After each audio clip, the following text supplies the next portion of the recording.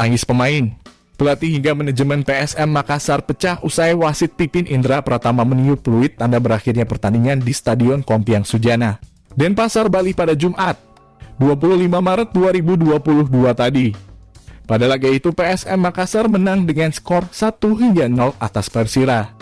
Hasil ini memastikan PSM Makassar lolos dari jurang degradasi, sekaligus membuat mereka tetap bertahan di Liga 1 untuk musim depan. Pada awal pertandingan, Persira lebih dulu memberikan tekanan lewat tendangan spekulasi dari Akhirullah dan menit 5. Sepakannya dari tengah lapangan cukup merepotkan kiper Syaiful Syamsuddin. PSM Makassar lalu membalas tekanan itu dengan mendominasi pertandingan setelahnya. Wiljan Pluim DKK terus berupaya menembus barisan pertahanan Laskar Rencong. Upaya Yakob Sayuri di menit 15 cukup memberikan tekanan ke Persira. Sayang sepakannya masih membentur mistar dari gawang yang dikawal Aji Bayu Putra.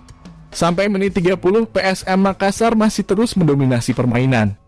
Namun lini pertahanan Persira masih terlalu tangguh bagi Juku Eja. Persira sejatinya bisa membuka keunggulan lebih dulu lewat sundulan yang berhasil menjebol gawang Syaiful menit 40.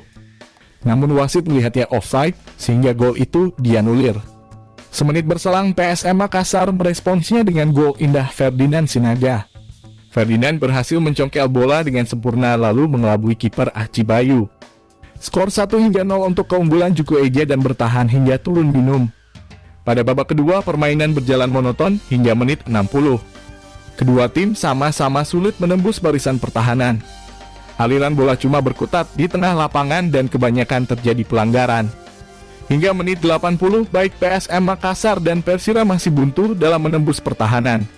Bahkan minim sekali peluang yang tercipta. Sampai pertandingan selesai, tak ada tambahan gol yang tercipta. Skor 1-0 untuk kemenangan PSM bertahan hingga wasit meniup peluit panjang.